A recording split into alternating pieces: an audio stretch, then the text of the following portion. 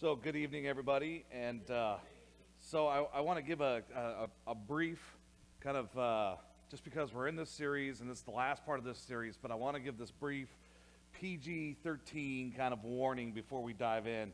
Today we are talking about sex, and so if you have a younger person, then you can send them into the kids' room, you can send them over there.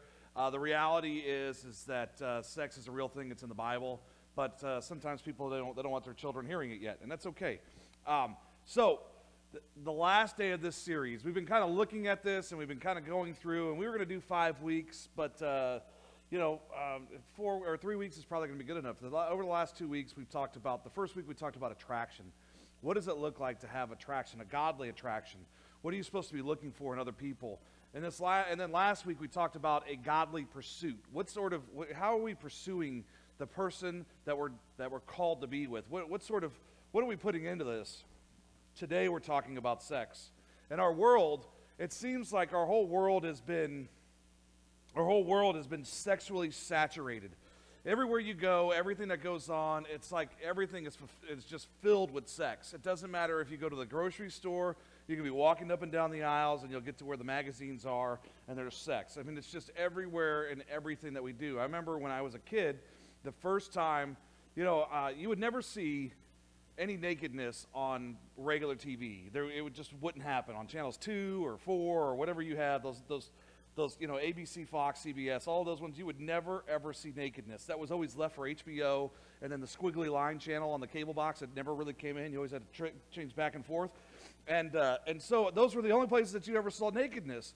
And for us, it was a whole shock when on NYPD Blue, all of a sudden, you start to see this man that's naked. And he wasn't even a good-looking dude to look at. I mean, you're seeing this, you're like, man, that's an old man. And so when you see this, you go, this is where the change in public TV had made this drastic shift.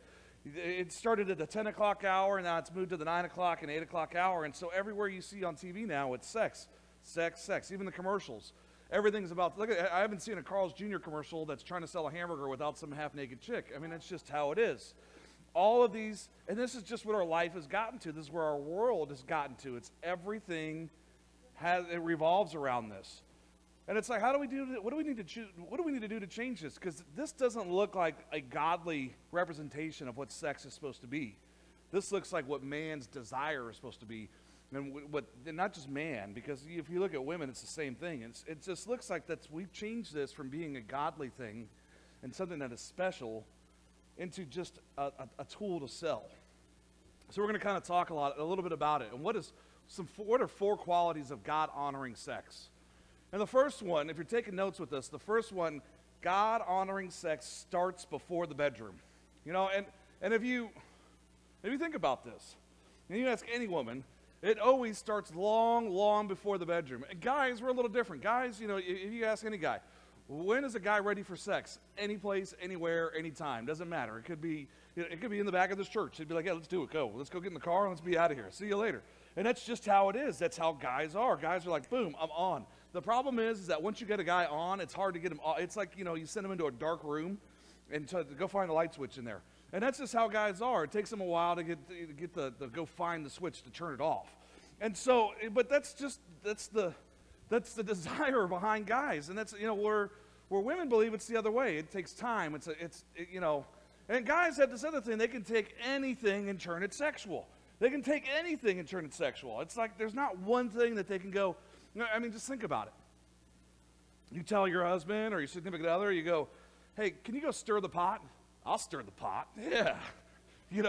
Or you get the, hey, baby, can you change the oil in the car? Oh, yeah, I'll change the oil. Yeah.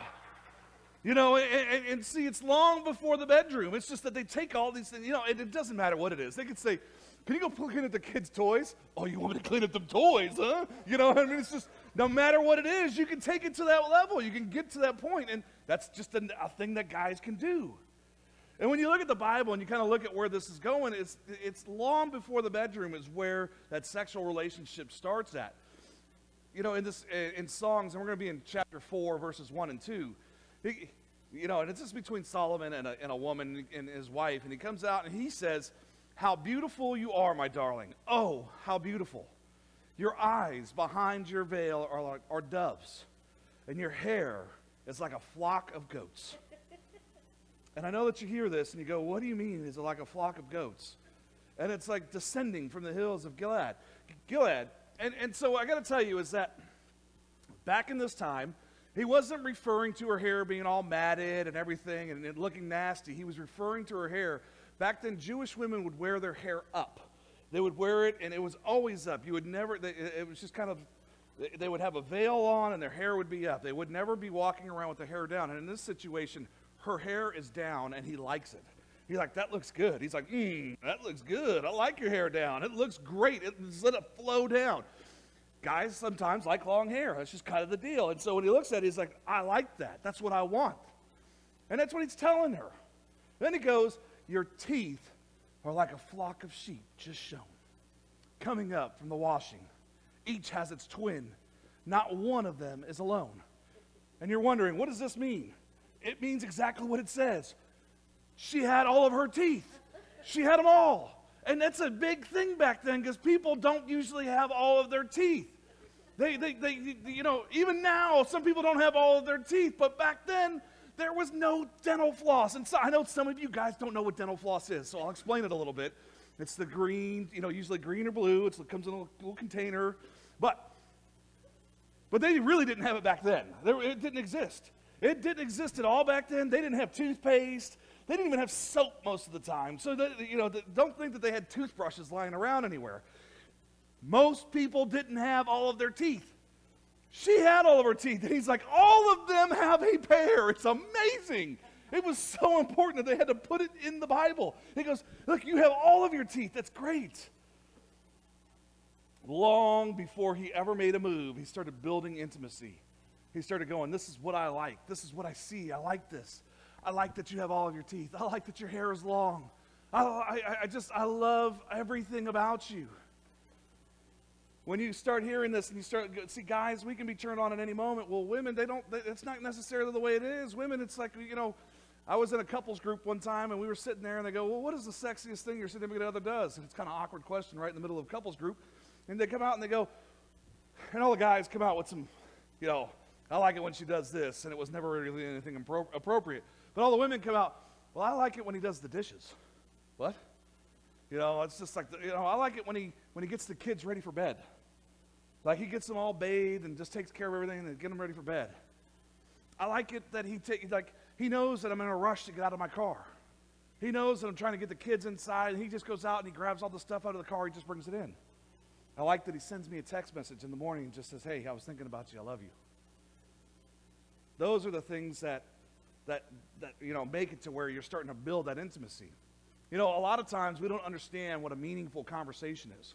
We don't get that. And so in our relationships, we need to start having meaningful conversations. We can get these conversations with people that we really don't talk to one another. You can be sitting right next to somebody and being close with them, but never really being close to them, never really having a meaningful conversation, never really exchanging any ideas, never really going, hey, how was your day? And actually sitting there and listening to it. You just never had that meaningful conversation. These are things that need to shift and change. If you really want your relationship and you want to have this relationship that's to be talked about and to where you start going, we want to have this beautiful and passionate sex. Well, you have to have meaningful conversations. It starts there. And one of the other things is, if you want to get close together, how often do you pray together?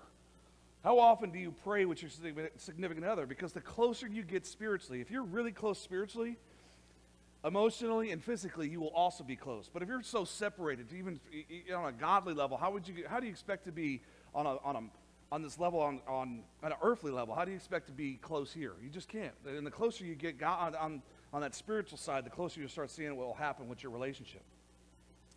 The other one is, I call it NST, and that's non-sexual touching. And guys don't really know what that is, because guys go, I'm going to give you a back massage, because we try and make that lead into something else. But that's what happens is that we go, oh, let me just touch your back, and all of a sudden we try and go, well, let me get you naked now.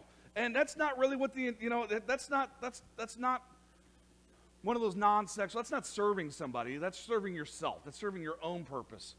And what you really have to start doing is actually caressing your significant other, if you actually just went over and caressed her face and just said, I love you, and or actually gave a back massage and really gave a back massage with no other intention behind it, what would happen in your relationship? What happens if you were to get up in the morning, take some time and write a love note to where it was in your significant other's car? When they got in the car, they left. What do you think that would do? Or having flowers sent where they get to work and there's flowers for them, or it's like that, and even if you do it like the weird stalkerish way, from a secret admirer, that would kind of make them kind of guess. And it's kind of one of those things that if you start doing those things, those are the things that help develop relationships, that help develop that intimacy that a lot of times we don't see developed in relationships now. And when you hear this from him, and Solomon just keeps going into it. And he kind of started at the top and he starts working his way down. He keeps going on and on and on. And he gets specific. He doesn't just come out, oh, you're a hot mama. He gets specific about it. He's like, look, and he comes down and he goes, your lips are like a scarlet ribbon, and your mouth is lovely.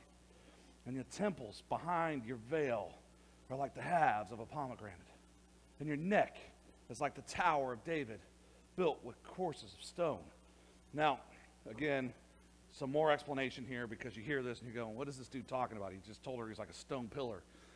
So back then, women didn't have this, where they weren't taught to walk upright. They weren't taught, hold your head up. What they did is they would look down, and every time they went someplace or they walked around, they would look down, and they'd always be looking at their feet. I got 5 toes still. Yep, 5 there too. 5, and that's just what their life was. They were always looking at their feet. They never really looked up, and they never would look at somebody in their eye. You would say that they were all weak-necked. She wasn't. She was strong. She had her head held high. She was able to look at him and was willing to be able to have this interaction with him, where a lot of times back then that didn't happen. And he goes, it's an attractive thing to have somebody with confidence. A lot of times there's people around us that have no self-confidence. They have nothing that's just where you're like, well, what can we do? Well, she had that confidence, and it made her even more attractive to him. It helped into this because it says God-honoring sex is passionate.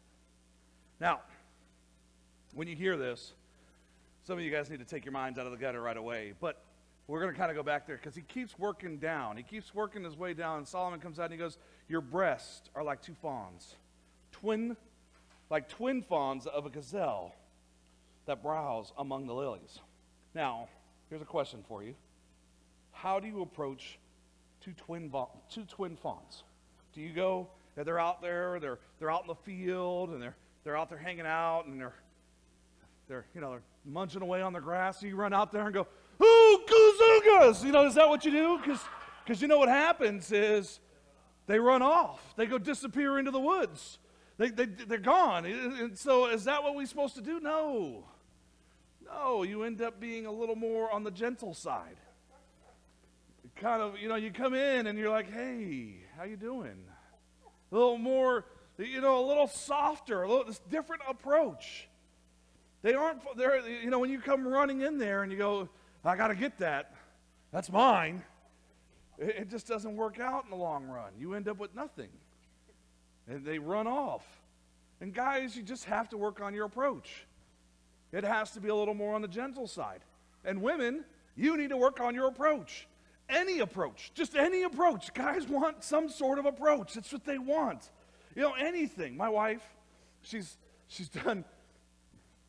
So I've gotten the evil eye 2 services already, and so this third one, I'm just going to kind of roll through it. But there's been times, because guys, we want to feel wanted, right? Isn't that what? So my wife, she's done this. She's left me a card, and she's gone, hey, I hope you're having a great day, and tonight, it's on, right? And to give her some time, her head will get ready to just, it's the blood flows to it.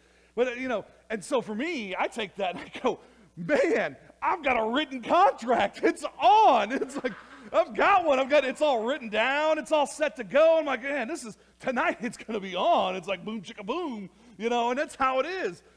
We want to feel wanted. We want that, we want to look at that and go, man, I'm telling you, women, he wants you to want him. And a lot of times, that doesn't exist. A lot of times, you're like, oh, nah, he can pursue me. No, that's not it. And I will tell you, I don't care what you have, what you're packing, it looks a whole lot better in satin than it does in flannel. Get rid of the flannel and put some satin on, and he will love it. I'm telling you. And it's just like one of those things, we've lost it Guys, this is nothing. I don't get offended if it's just, and that's just how it is. Sometimes you see this and you go, well, we just don't have time. Our calendars are so busy. Well, set a date. Get a babysitter. Have a nice dinner. You got to go through these steps. You got to, light some candles. Get the bath all hot and nice. Do all these things. Give her a massage. Give him a massage. Turn on some Marvin Gaye. Let's get it on. See? Your calendar, it should say that. You could have it on Sundays. It could be Super Sunday. On Tuesday, it could be like Boom Boom Tuesdays. Or Wednesdays is Wicked Wednesdays. And Fridays is, Freaky Fridays. And then you just take the Sundays or Saturdays off as the Sabbath Saturday. I'm telling you, my calendar doesn't look like this.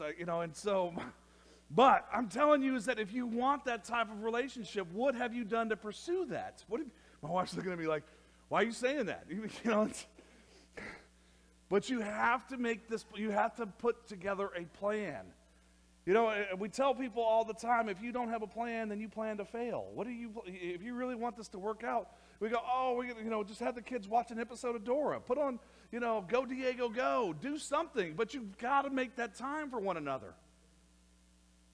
In the Bible, he comes out like this, and Solomon comes out and says, until the day breaks and the shadows flee. What does that mean? What does that mean? Until the day breaks and the shadows flee. That means all night long. That's what it means. And I don't know what this means after this. It says, I will go into the mountain of myrrh and the hill of incense. I have no idea what that, and nobody else knows what that means either. When you go into the interpretation of this, it doesn't, nobody knows what that means, but they do know that the beginning of that means, I want to have you all night long. And I'm telling you, you can just go ahead and hashtag that. It's in the Bible. This is not something that just somebody made up. I didn't just come out of this and say, I'm going to write this down. This is great. This is in the Bible. Almost all ancient writings from the past, almost all of them that relate to sex, they all have to do with procreation. All of them. Except for Song of Solomon. Except for here. Here, sex talks about enjoyment. Sex talks about having an intimate relationship with one another. That's what it's about. It's not about just procreation. It's about enjoying one another. God-honoring sex is built on absolute trust. He tells her, he goes, you are altogether beautiful, my darling. There was no flaw in you. He doesn't just say, he doesn't come out and he's not fake about it. That's Solomon 4:7. He doesn't come out and be like, oh, baby, there's no flaws in you. But by the way, did you have a few too many Twinkies this last week? I can see that. I can kind of see what's going on there. What is it? You start looking at it and you go, and he doesn't go out. He respects her body. He doesn't come out and say, oh, sale on Twinkies this week, huh? What's up with that? That's not what happens. He never makes a negative comment about her. Throughout the whole book, he never makes a negative comment about her. He never comes out and goes, oh, she put on some extra weight when she got pregnant. Okay. That was her carrying your child. He doesn't come out, oh, she got some stretch marks. Well, I tell people is that what you have to start doing is you have to start remembering is that those are things that are actually help you remember the relationship you had while she was pregnant. That helps you get to know and go, these are things that you can actually talk about. Instead of going, oh, that's a negative. It's not a negative. Those are memories that are built in right there.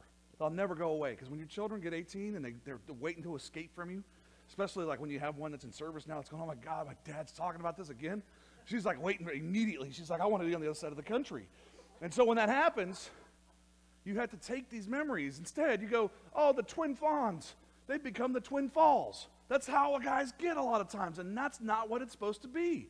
It's supposed to be this idea that we respect and we help one another get to this, and we help one another grow, and we become one. That's what the Bible tells us.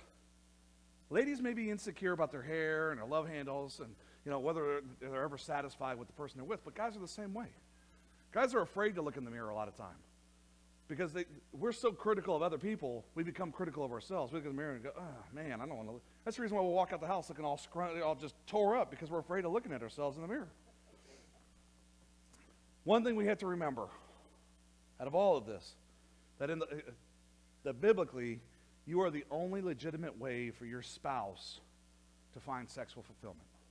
There's no other way. There's nothing else that's out there. You know, there's not, like, it's not like you can call up and be like, oh, I'm just going to go, and I'm going to go get him some, you know, you know, but, and that, you have to remember that. You know, it just doesn't exist. You know, it's not like there's sister wives going on. That's just not how it happens. It's, you are the only person that is a sexual fulfillment, and the same thing for you. Or, you know, opposite, whatever way. And with guys, the older you get, the more emotional it seems to become. The more into it becomes. Guys, they start to, they bond more with it. It's like when they're 18, it's not an emotional thing. But when you become 40, it becomes emotional. Because it might be the last time you ever have it. It's like, oh, you know, it's, and so, you know, and it's just how it gets. You know, the ladies, the lack of physical intimacy with your husband or with your significant other, it's like him going off and just putting up that wall and like, I'm done talking with you. We're never, and he gives you the cold shoulder and you never have that relationship anymore. That's the exact same thing that happens. God-honoring sex happens before the bedroom, is passionate, and it's built on trust, on absolute trust. The other thing about it, God-honoring sex is holy. And a lot of times we forget this. And we kind of skip through this and we go, oh no, I'm going to skip through all these other things and I want the good parts about it, and skipping over the holiness of it, because it is holy. It's one of these things that it's supposed to be shared with only one person. You know, Jesus comes out and he tells the woman, the prostitute at the well, and he goes, you have been a woman of many husbands. Many husbands. He doesn't, you know, and he says, you know, now stop that and move forward. And a lot of times, God wants us to be with one person. One person to come together with, and the two become one. It's a covenant that he made with us. He comes out and says, you are a garden locked up. My sister, my bride, you are a spring enclosed in a sealed fountain. Your plants are an orchard of pomegranates with choice fruits. You can honor God together, or you can sin together. What direction have you been going with in your relationships? Look at this. Just think about it. Have you been honoring God together, beginning to end? And you go, oh yeah, what we do now, we got married now, but have you ever really asked for forgiveness for the sexual sin that you committed prior to getting married? Because that's what happens a lot of time. We just end up going and go, nope, I've never really sought forgiveness there because I didn't think it was a problem. It's a problem. It's one of those things that happens on a regular basis that we go off, and instead of being no, no, no, we end up being yes, yes, yes. Last week we talked about the foxes coming down and eating the buds. Well, that's what we've done with all of our relations. We've allowed the foxes to come in and just come down, and the vineyards have been missing all the blooming. We've stopped producing fruit. Our relationships are supposed to have this holiness, this fruit that is produced from it. And a lot of times we go, well, what happened there? Why isn't that going on? Well, we've allowed that sin to just continue to fester and continue to move forward and just dwell within us. That no, no, no, no, that became a yes, yes, yes, or well, oh, wait a minute, wait, and then a yes. And that's what it's become a lot of times. What happened is that as we were teenagers, you know, boyfriend and girlfriend, we became like two rabbits during springtime. You know, and what we have to do is we have to make a change and a focus. Christ makes us holy. We are lost. You know, we end up being, you know, we feel sheltered. You know, we feel like we've been kicked out instead of that shelteredness, you know, that where we felt that we're part of this embrace. We feel lost. We're out on the streets in the cold on our own until we're welcomed back into that fold, that holiness that can be surrounded over us, and we lose it. And we willfully give it up so often. We just give it up. We're like, here, just, we want to be like others. Remember I told you is that this whole world has been sexualized so much. We've gone from, you know, I was reading a study about it a couple weeks ago before we even started this series, is that prior to the 1940s in this country, the average person would lose their virginity at 22 years of age. That's what the average person would be. 22 years, 18 to 22 years of age is when in the 30s and 40s at that time. In the 40s, we had this whole change in that. And now the average person loses their virginity at 14 years old now. It's really, really, really, you know, and you go, oh, it's only 8 years. Well, it's 8 years in the wrong direction, you know, because that means that, you know, that sexual promiscuity has continued to increase, because if they lose their virginity at 14, How many people until they find the right person? How many people are they going, how many relationships are they going through? And that's the reason why it's so important that in youth group we talk about it. And as soon as they get to high school, because that's really where that pressure starts building up, is that we want to make sure that we're talking about it. And we start having these relationships and start going, hey, look, this is the direction you're going to go. You're going to end up making this choice of either staying holy and staying close with God, or you're going to make this choice of sinning. And a lot of times, it can be very impactful. It can also be one of these things that can tear people up inside because they've already made the mistake. And so it can be one of these things that is destructive. In this case here, the woman has been loved by a godly man. In this case, Solomon is godly, and he comes out and he says, I'm going to do these things. He romances her. He praises her and he encourages her. And these are things that we look at and go, in our relationships, do we do that? Do we romance our significant other? Do we praise our significant other? Do we encourage our significant other? Are we always treating them with honor? And when you start hearing that, you start looking back at your relationships and you go, no, because it's hard. Relationships are hard work. Relationships aren't easy. It's not just one of these things that you just go, oh, it's easy. We don't treat each other with respect and honor. We end up getting to this point where we lose out on what God has truly promised to us. And he gives us a story of Song of Solomon. He goes, look, this is the way we're supposed to go. This is a direction that you're going to have a healthy relationship. That you're going to find this passion that you will never find any other place. The story's laid out for us. But we go and we try and pursue it other ways. We try and find that fulfillment on our own. He comes out and he says, you are a garden fountain, a well-flowing water streaming down from Lebanon. She comes out in a wake north wind, and come south wind, blow on my garden, that is the fragrance may spread everywhere. Let my beloved come into his garden and taste its choice fruits. This is the apple we're supposed to take a bite of. It's not supposed to be the one that we took in Genesis. This is supposed to be the apple. This is the fruit that we're supposed to get that's produced. The fruit from our relationships that we're supposed to be able to come back in this passion that exists through the relationships as long as we build. And this is biblical. It's not one of these things that we're going, oh, okay, let's go meet with a counselor and start figuring out how we're going to build these things. This is a biblical, laid out plan on how we're supposed to get to know, love, go out and actually pursue our spouse. And if you're looking at this and this morning, you got to remember something.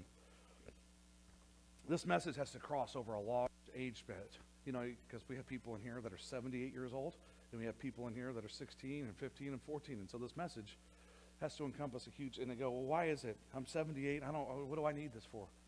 Or at 14 years old, you probably need this more than everybody else. But you hear this and you go, well, why is it that, Mike, you come out and you deliver this message? It's because we all know that it takes a village to raise a child. It takes a village to each one. It takes this whole community to bring us together. So somebody that's 78 years old needs to be able to feed this knowledge to us. Somebody who's been through a broken relationship, this is how we help others prevent going through that broken relationship. This is what's supposed to happen. You're supposed to go, don't do this. Listen to this. Because think about this. If you're thinking about past relationships and going, man, if this would have happened in my relationship, we would still be together. This is the type of thing you look at and go, I can help feed this into others.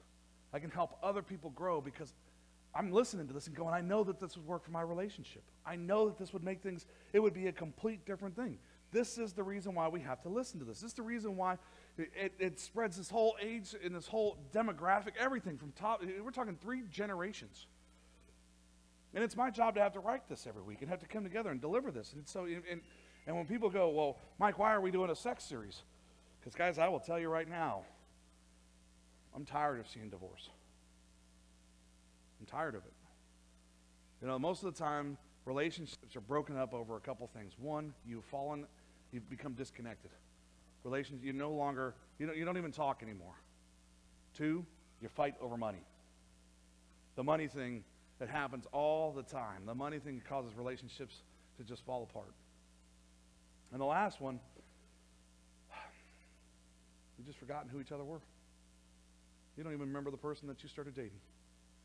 It's just, it's just 2 completely different people. You've grown apart. And just think about this.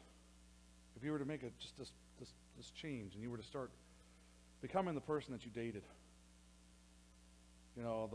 trying to be that person, going back to that relationship start, that passion that was there, that communication that was always there. You talked and talked and talked and talked. Everything was on the table. It was just love, and no matter what was going on, you talked about it. You knew everything about that person. You knew what the relationship was going to turn into. You had trust. And you didn't really worry about money because you didn't have any. Think about it. In your relationships, does your spouse know that if you were broke, that you would still be together? That if you had nothing, that if you were living on the streets, that you would be together? Because your spouse needs to know that. That it doesn't matter if we have a roof over our heads and we're eating steak, or if we're living in a cardboard box eating top ramen, that I love you and I will be with you. That's the line that we need to have with one another. If your spouse knows that, then I'm telling you, you don't ever fight about money. That's a huge, huge thing, as money ends up being this huge burden in most relationships. It's the number one cause of divorce. Think about it. Does your spouse know that? Does your spouse know that you're going to be with them no matter what? No matter what's going on. Doesn't matter. That you support them. That you find every one of their, what they call themselves, flaws. That you find their imperfections. You find them perfect for you. Those are things that you have to be able to share with one another.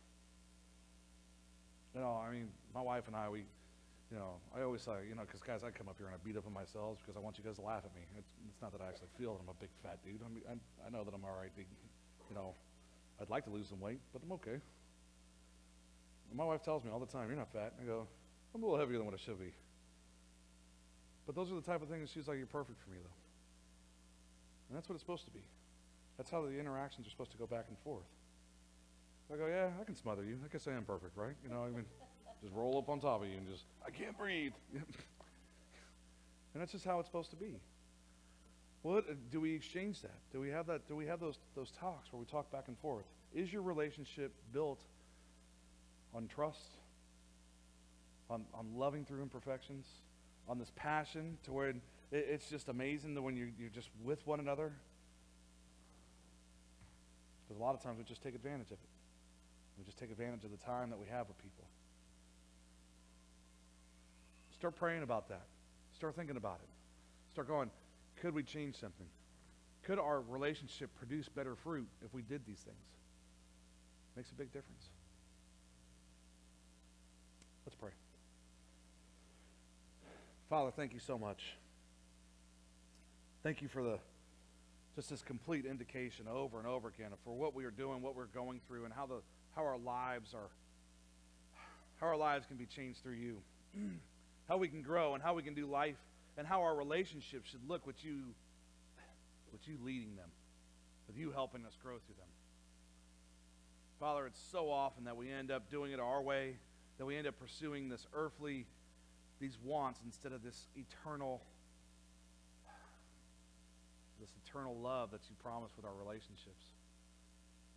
This pursuit of passion for one another turns into this pursuit of passion for ourselves. And Father, we ask for the strength to stand up and go, this is the direction we want to go, is following your plan for our lives. The passions that you have laid out for us to pursue towards the significant other that you've even picked for us, and the two have become one to that covenant. And we move away from our mother and father and we become one with our significant other. That promise that you've given us of love, that when we do become one, is that we will feel each other's hurts, and we will feel each other's laughter, and we will enjoy each other's joy. We're so thankful for it.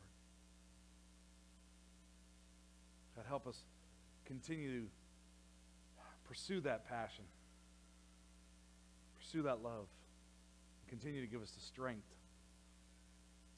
to do it with you in the number one position. And we're so thankful for all that you're doing in our lives and the changes that you're making within us right now. It's in your Son, Jesus' name we pray. Amen.